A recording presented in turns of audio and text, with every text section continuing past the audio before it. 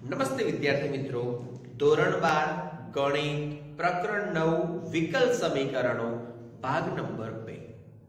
આગળના વિડિયોમાં વિકલ સમીકરણની કક્ષા અને એનું પરિમાણનો આપણે અભ્યાસ કરેલો છે. હવે એનાથી આગળ આપણે નવો ટોપિક કે વિકલ સમીકરણનો વ્યાપક અને વિશિષ્ટ ઉકેલ કોને કહે છે અને કેવી રીતે મળે છે એને આપણે અહીંયા સમજવાનું છે. તો ટોપિક આપીએ છીએ વિકલ સમીકરણનો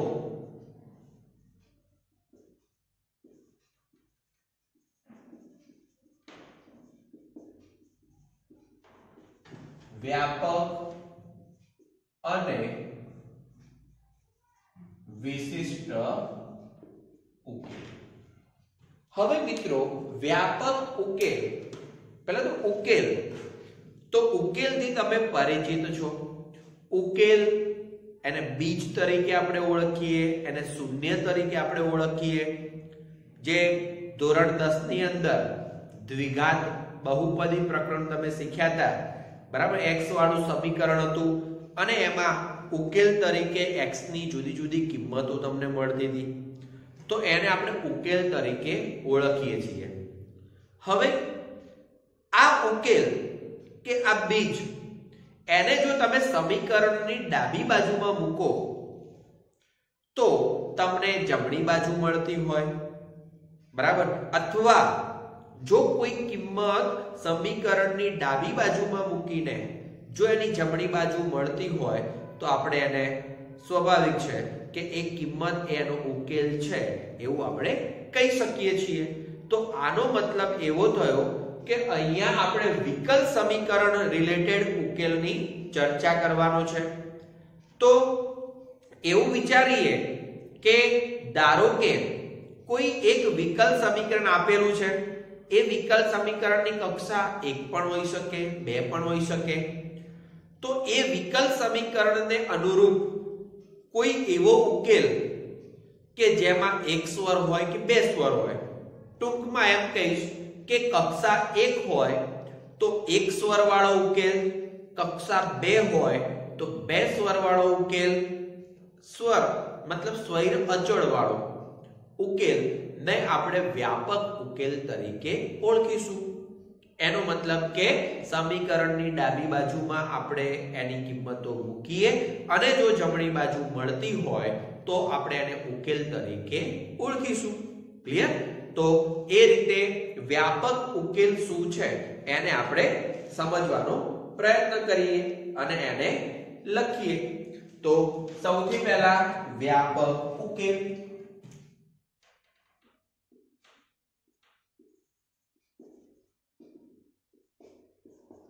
તો એ રીતે લખીએ કે કોઈ ઉકેલ વિકલ સમીકરણની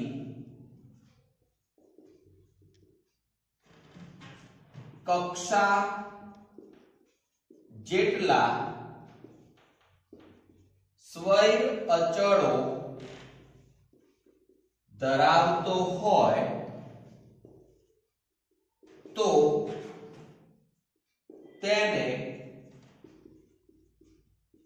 વ્યાપક ઉકેલ કહે છે. બરાબર? વિકલ સમીકરણની જેટલી કક્ષા છે એટલા જ એના સ્વૈર અચળો ધરાવતો હોય તો એવા ઉકેલને આપણે વ્યાપક ઉકેલ તરીકે ઓળખીશું. અને એને આધારે વિશિષ્ટ ઉકેલ આપણે કોને કહીશું? તો કે આ જે સ્વૈર અચળો છે એ સ્વૈર અચળો ની કોઈ શરતને આધારે આપણે એમની કિંમત શોધી શકતા હોઈએ અને એ કિંમત પછી આપણે વ્યાપક ઉકેલમાં મૂકી દઈએ તો પછી આપણને કોઈ સ્વૈર અચળ દેખાશે નહીં. સ્વૈર મતલબ અજ્ઞાત અચળ, small a, small b, small c, yes small a1, small a2, એવી રીતે કોઈ પણ આપણે અચળાંકો વિચારીએ સ્વૈર અચળો, તો એવા અજ્ઞાત અચળ સિવાય જો એમની કિંમત આપણે મૂકી દઈએ છીએ અને જે ઉકેલ મળશે એમને આપણે એનો વિશિષ્ટ ઉકેલ તરીકે ઓળખીશું. તો એને આપણે અહીંયા લખી દઈએ વિશિષ્ટ ઉકેલ.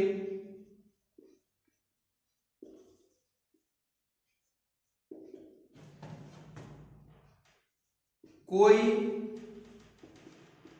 શરતના ઉપયોગથી વ્યાપક ઉકેલમાં રહેલા સ્વૈર અચળોની વ્યાપક ઉકેલમાં રહેલા સ્વૈર અચળોની કિંમતો મેળવી તે કિંમતોને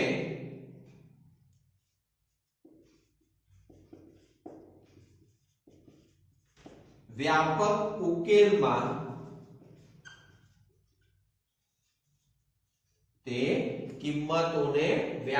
ઉકેલમાં મૂકતા મળતા ઉકેલને વિશિષ્ટ ઉકેલ કહે છે. બીજી રીતે કહીએ તો કે એક પણ સ્વૈર અચળ ન ધરાવતા ઉકેલને વિશિષ્ટ ઉકેલ કહીએ છીએ. તો અહીં એ પણ નોંધી દઈએ, એક પણ સ્વૈર અચળ ન ધરાવતા ઉકેલને વિશિષ્ટ ઉકેલ કહે છે. તો મિત્રો આ પ્રમાણે બે પ્રકારના ઉકેલોનો આપણે અહીંયા વિચાર કરવાનો છે. બરાબર છે. ઉકેલ કોને કહીએ છીએ? તો સમીકરણની ડાબી બાજુમાં કિંમત મૂકતા જો એની જમણી બાજુ મળી જતી હોય અથવા એના દ્વારા સમીકરણનું સમાધાન થતું હોય તો તેવી કિંમતને અથવા તેવા પદોને આપેલ સમીકરણનો ઉકેલ તરીકે ઓળખીશું. તો ચલો ઉકેલની પણ આપણે વ્યાખ્યા લખી દઈએ. ઉકેલ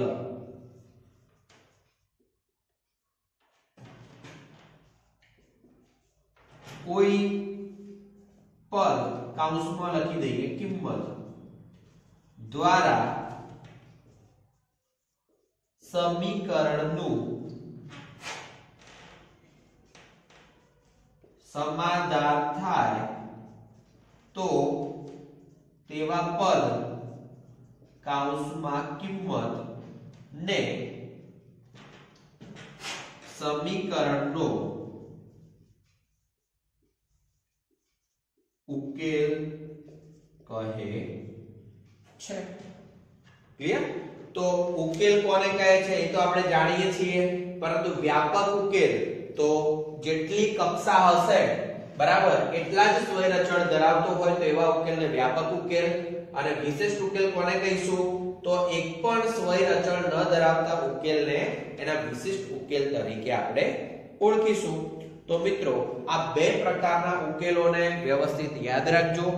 કોઈ પણ વિકલ સમીકરણનો વિશિષ્ટ ઉકેલ હશે તો એમાં સ્વૈર અચળોની સંખ્યા શૂન્ય હશે, ટૂંકમાં સ્વૈર અચળ હશે નહીં. હવે ઉદાહરણ 2 નો આપણે અભ્યાસ કરીએ. ઉદાહરણ 2 રકમ શું આપી છે કે y e 3x એ વિકલ સમીકરણનો ઉકેલ છે તેમ ચકાસો. તો મિત્રો અહીંયા y e 3x આપણને આપેલું છે. ઓકે, અને તમને જમણી બાજુ વિકલ સમીકરણને તમે જોશો તો એમાં દેખાશે કે d2y dx2, પછી એવી જ રીતે dy/dx વાળું પદ છે અને એવી રીતે y વાળું પદ છે. તો આપણે આ સમીકરણ આ પદનો ઉપયોગ કરીને dy/dx શોધવું પડશે, d2y/dx2 પણ શોધવું પડશે. બરાબર? અને એમને સમીકરણની ડાબી બાજુમાં મૂકીને જો એમની જમણી બાજુ મળી જતી હોય તો કહી શકાય કે આ આપેલું પદ એ આપેલા સમીકરણનો ઉકેલ છે એમ કહી શકાય. તો ચલો પહેલા તો y ઉપરથી dy/dx લખી દઈએ. તો dy/dx ઇક્વલ ટુ ચલો e 3x નું વિકલન e 3x અને -3x નું વિકલન થશે -3. હવે ફરીથી વિકલન કરી દઈએ. આપણી પાસે ચલ x એક ચલ y, પરંતુ આપણો મૂળ ચલ x છે અને અવલંબી ચલ y છે, એટલે આપણે x ચલને સાપેક્ષે જ અહીંયા વિકલન કરવાનું થાય. તો અહીંયા ઉલ્લેખ કરવો હોય તો પણ કરી શકીએ કે x ને સાપેક્ષ વિકલન કરતા. ઓકે, ચલો હવે એક વખત વિકલન થયું છે, એવી જ રીતે ફરીથી x ને સાપેક્ષ વિકલન કરતા. ચલો તો વિકલન કરીએ તો d2y/dx2, ચલો -3 જે હતા એ લખી દીધા છે, e−3x નું વિકલન, e−3x અને -3x નું વિકલન -3, એનો મતલબ કે 9e−3x. ઓકે, તો આ થયું d2y/dx2. હવે સમીકરણની જે ડાબી બાજુ છે એ ડાબી બાજુને આપણે લખીએ. ડાબી બાજુ બરાબર d2y/dx2 +dy/dx અને -6y. આ પ્રમાણે આપણને ડાબી બાજુ આપી છે. હવે આ ડાબી બાજુમાં આપણે આનો કિંમતો મૂકવાની થાય. ચલો d2y/dx2 તરીકે 9 * e−3x. ચલો dy/dx તરીકે -3 * e−3x, -6y તરીકે e−3x. ક્લિયર? ચલો પહેલું પદ 9e−3x -3e−3x -6e−3x = 0 જમણી બાજુ. તો ડાબી બાજુ ઉપરથી જમણી બાજુ મળે છે. આનો મતલબ શું કહેવાય કે આપેલું જે વિધેય છે એ વિધેય એ આપેલા વિકલ સમીકરણનો ઉકેલ છે એમ કહેવાય. માટે આપેલ વિધેય y e−3x એ આપેલ વિકલ સમીકરણનો ઉકેલ થાય અથવા ઉકેલ છે. તો આ થયું આપણું ઉદાહરણ નંબર 2. ચલો હવે એ જ પ્રમાણે ઉદાહરણ નંબર 3 જોઈ લઈએ. તો ઉદાહરણ નંબર 3. હવે ઉદાહરણ 3 ની અંદર જે વિધેય આપેલું છે y તરીકે a cos x + b sin x છે. a cos x + b sin x અને a અને b belongs to r છે. હવે આ રીતનું તમને વિધેય આપ્યું છે અને આપણે જે સાબિત કરવાનું છે એને તમે નજર કરશો, એટલે કે વિકલ સમીકરણ ઉપર નજર કરશો તો d2y/dx2 + y = 0. બરાબર, એવું આપણું વિકલ સમીકરણ છે. તો આપેલા વિધેય પ્રમાણે પ્રથમ વિકલિત, દ્વિતીય વિકલિત શોધવું પડશે અને એના આધારે જો મિત્રો ડાયરેક્ટ જવાબ શક્ય હોય તો ડાયરેક્ટ પણ તમે જવાબ મેળવી શકો છો વિધેય ઉપરથી, અને ડાયરેક્ટ જવાબ શક્ય ન હોય તો આ રીતે આપણે કામ કરી શકીએ છીએ. તો ચલો x પ્રત્યે, ચલ આપણો x છે તો x પ્રત્યે વિકલન કરતા, x પ્રત્યે વિકલન કરતા તો dy/dx = ચલો a cos નું વિકલન છે -sin x પ્લસ b અચળ sin નું વિકલન છે cos x. એનો મતલબ -a sin x plus b cos x. આ થયું dy/dx. ચલો ફરીથી x પ્રત્યે આપણે વિકલન કરી દઈએ તો શું થશે? ફરીથી x પ્રત્યે વિકલન કરતા d2y/dx2 ઇક્વલ ટુ, ચલો આ પદનું વિકલન કરીએ, માઈનસ a sin નું વિકલન થશે cos x plus b cos નું વિકલન થશે માઈનસ sin x. બંનેમાંથી માઈનસ આપણે બિલકુલ બહાર લઈ લઈએ, a cos x plus b sin x. હવે મિત્રો અહીંયા આપણે ડાયરેક્ટ જવાબ મેળવી લઈએ છીએ. કેવી રીતે?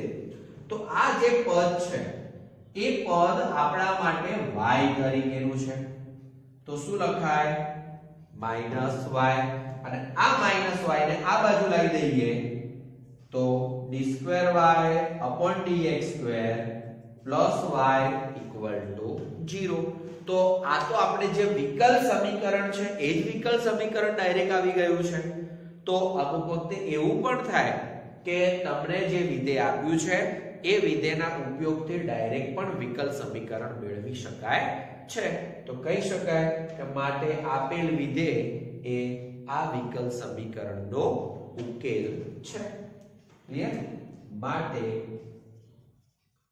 આપેલ વિધેય y બરાબર a cos x plus b sin x A d2y/dx2 y = 0 નો ઉકેલ છે. મિત્રો અહીંયા ઉકેલ શબ્દ કીધો છે, બરાબર? અહીંયા આ દાખલાની અંદર આપણે જોઈએ તો જે વિકલ સમીકરણ છે એની કક્ષા 2 છે અને આપણું જે વિધેય છે એ વિધેયમાં a અને b બે સ્વૈર અચળો છે. તો માટે આ જે ઉકેલ છે કેવો ઉકેલ કહેવાશે? વ્યાપક ઉકેલ કહેવાશે. જ્યારે આ દાખલામાં આપણે જોઈએ તો આની અંદર કોઈ પ્રકારનો સ્વૈર ઉકેલ નથી, એટલે સ્વૈર અચળ નથી. સ્વૈર અચળ નથી, બરાબર? તો પછી આ ઉકેલને આપણે કેવો ઉકેલ કહીશું?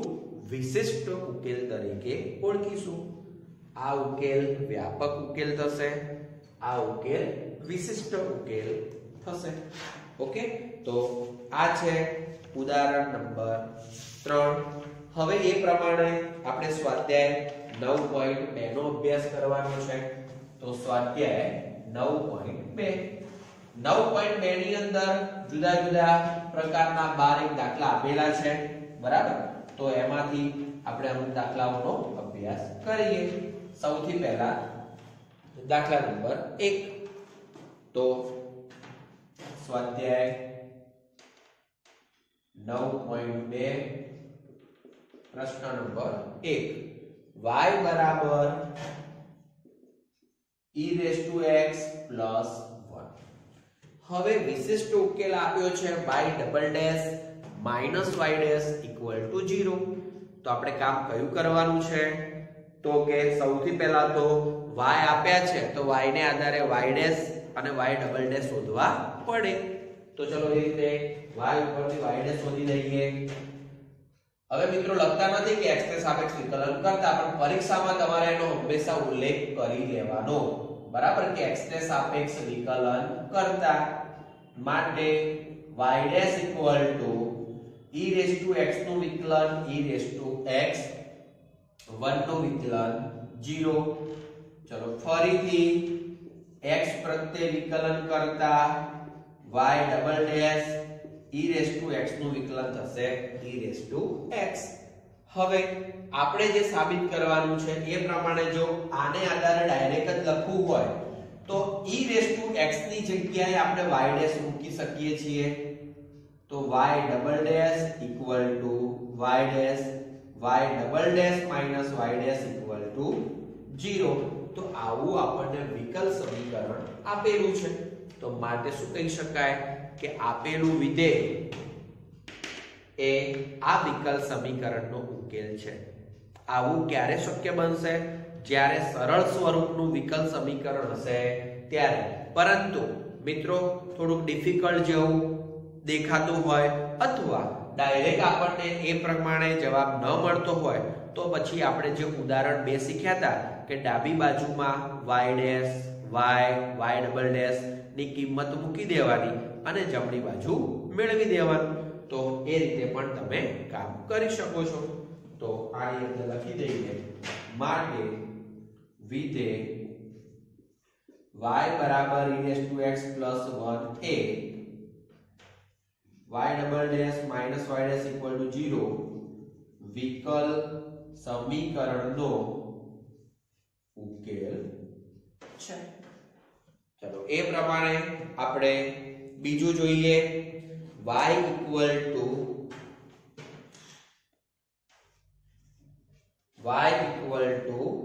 x² plus 2x plus c અને y dash minus 2x minus 2 equal to 0. હવે y છે તો આપણે એના આધારે x પ્રત્યે વિકલન કરીએ. તો y dash equal to x² નું વિકલન 2x 2x નું વિકલન 2 અને c નું વિકલન 0. ચલો ફરીથી x પ્રત્યે આપણે વિકલન કરીએ. તો y double dash equal to 2x નું વિકલન 2 2 નું વિકલન 0 એટલે કે y double dash equal to 2 મળે છે. હવે આપણે જે સાબિત કરવું છે મિત્રો એ પ્રમાણે આમ તો y ડબલ ડેશ ની અહીંયા કોઈ જરૂરત નથી, બરાબર, આટલા સુધીની જ અહીંયા જરૂરિયાત છે y ડેશ સુધીની. તો આ બંને પદો આ બાજુ લાવી દઈએ છીએ તો આપણને ડાયરેક્ટ જ વિકલ સમીકરણ મળી જાય છે. y dash minus 2x minus 2 equal to 0 અને માટે y બરાબર x² plus 2x plus c A y dash minus 2x minus 2 equal to 0 વિકલ સમીકરણનો ઉકેલ છે. તો આ આપણા માટે વિકલ સમીકરણ બની ગયું છે. એટલે મિત્રો એક બે સ્ટેપમાં જ અહીંયા જવાબ મળી શકે છે. ચલો એવી રીતે ત્રીજો હોમવર્ક રાખીએ છીએ. આપણે ચોથો જોઈએ. ક્વેશ્ચન નંબર 4 y બરાબર √1 + x². બરાબર. હવે y બરાબર √1 + x² છે અને આપણે જે સાબિત કરવાનું છે એમાં y dash equal to xy upon 1 + x² આપણે સાબિત કરવાનું છે. તો સૌથી પહેલું કામ આપણે કયું કરવું પડશે? તો જુઓ અહીંયા રૂટ વાળું પદ છે અને જે વિકલ સમીકરણ છે એમાં છેદમાં 1 + x² લાવવાના છે. રૂટની કોઈ જરૂરિયાત ત્યાં નથી. તો એ વખતે આપણે એવું કરવું પડે કે આ છેદમાં ક્યારે આવી શકે? પહેલા તો આની આ સ્થિતિમાં રાખીને જો આપણે એનું વિકલન કરીએ છીએ તો જ એ પદ છેદમાં આવે, બાકી એ ડાયરેક્ટ કોઈ રીતે છેદમાં આવવાનું નથી. તો ચલો આની આ જ સ્થિતિમાં રાખીને આપણે એનું વિકલન કરીએ. તો કે x પ્રત્યે વિકલન કરતા y ડેશ ઇક્વલ ટુ ચલો 1 + x²⁴1/2 છે તો આનું વિકલન થશે 1/2 √1 + x² અને 1 + x² નું વિકલન થશે 2x. હવે 2 તો ઉડી જશે, બરાબર. તો y dash equal to x upon √1 + x², પરંતુ છેદની અંદર 1 + x² રૂટ વગરના લાવવાના છે. હવે રૂટ વગરનું પદ લાવવા માટે આપણે એવું કરી શકીએ, અંશ અને છેદમાં 1 + x² વડે ગુણાકાર ભાગાકાર કરી દઈએ. તો જુઓ આ પદ જે છે એ તો આપણા માટે શું છે? y છે. તો x * y અને આ જે પદ છે એ આપણા માટે શું થઈ જશે? 1 + x². તો y dash equal to xy upon 1 + x². એટલે મિત્રો અહીંયા તમને ખબર હોવી જોઈએ કે છેદમાં આવું પદ લાવવું છે તો √1 + x² વડે ગુણાકાર ભાગાકાર આપણે કરવો પડે. ક્લિયર? તો મિત્રો હવે અમુક પ્રકારના દાખલા એવા આવશે કે જેની તમે વધુ વખત પ્રેક્ટિસ કરશો તો જ તમને એની રીત મગજમાં ઉતરશે, બાકી ડાયરેક્ટ એક જ વખત ગણવાથી તમને રીત ખબર પડે એવું હોતું નથી. તો આ દાખલો છે. ચલો હવે પાંચમું આપણે હોમવર્ક રાખીએ છીએ. છઠ્ઠો જોઈ લઈએ. પ્રશ્ન નંબર 6. y બરાબર x sin x બરાબર, અને આપણે જે વિકલ સમીકરણ છે એ xy' equal to y plus x into root x square minus y square છે. તો હવે આ પદ તો સરળ દેખાય છે, આમાંથી કઈ આખું આવું પદ તો આવવાનું નથી. તો શું કરીએ, આનું પહેલા જરૂરિયાત પ્રમાણે એક જ કક્ષાના વિકલનની જરૂર છે, તો y' શોધી દઈએ અને પછી જે પણ પદ મળે છે એમનો આપણે અહીંયા ડાબી બાજુ કાં તો જમણી બાજુ, પણ અહીંયા જમણી બાજુ મોટી છે તો જમણી બાજુમાં ઉપયોગ કરીને આપણે ડાબી બાજુ મેળવીશું. તો સૌથી પહેલા x પ્રત્યે વિકલન કરતા, તો y ઉપરથી y' equal to, ચલો આનું વિકલન x નું વિકલન 1 into sin x plus x એમના એમ sin નું વિકલન થશે cos x.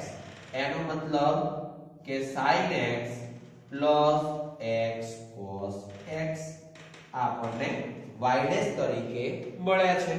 ઓકે, હવે મિત્રો આ જે પદ છે એની અંદર આપણે જમણી બાજુમાં x અને y નો ઉપયોગ કરીએ અને એ પ્રમાણે એમનો જવાબ મેળવીશું. તો ચલો આપણે એની જમણી બાજુ લખીએ છીએ y plus x into root x square minus y square. ચલો y એમના એમ રાખીએ અત્યારે, અથવા કેમ એમના એમ રાખવાની વાત છે, આપણે જમણી બાજુમાં x y' લાવવા છે બરાબર. તો જરૂરિયાત પ્રમાણે પછી આપણે પદનો ઉપયોગ કરીશું, અથવા y ની કિંમત બંને જગ્યાએ આપણે મૂકી દઈએ, કારણ કે ડાબી બાજુમાં y લાવવાના નથી, y' લાવવાના છે. તો ચલો અહીંયા y ની જગ્યાએ x sin x મૂકીએ plus x x square minus x square sin square x. હવે પહેલું પદ x sin x, અંદરથી x square કોમન નીકળશે એટલે બહાર આવશે x અને x square root 1 minus sin square x, x sin x plus x square, ચલો 1 minus sin square એટલે cos square અને cos square નું રૂટ એટલે cos x, તો લખી દઈએ cos x. હવે આ બંનેમાંથી એક x આપણે સામાન્ય કાઢીએ છીએ, એક x સામાન્ય કાઢીએ તો બાકી શું વધશે, તો કે sin x plus x cos x, અને એ તો આપણા માટે શું છે y'. તો x કોમન નીકળશે sin x plus x cos x, તો આ તો આપણા માટે શું થઈ ગયું x into y', અને એ તો આપણા માટે ડાબી બાજુ છે. ઓકે, તો આ રીતે જમણી બાજુનો અહીંયા આપણે ઉપયોગ કરીએ છીએ અને ડાબી બાજુ મેળવીએ છીએ. તો માટે શું કહી શકાય કે y બરાબર x sin x એ આપેલ વિકલ સમીકરણનો ઉકેલ છે. તો મિત્રો આ પ્રમાણે આપણે આ વિડિયોમાં આટલા સુધીનો અભ્યાસ કરીએ છીએ, પરંતુ ઉકેલ ની તમારે પ્રેક્ટિસ કરવી પડશે, કારણ કે દરેક દાખલા કંઈક ને કંઈક અલગ રીતે, કોઈકમાં ડાયરેક્ટ જવાબ આવતો હોય, કોઈકમાં ડાબી બાજુમાં કિંમત મૂકીને જમણી બાજુ લાવવાની હોય, કોઈકમાં જમણી બાજુમાં કિંમત મૂકીને ડાબી બાજુમાં લાવવાનું હોય. તો તમે પ્રેક્ટિસ કરશો એટલું તમને વધારે સમજાશે. Thank you. જય હિન્દ, જય ભારત.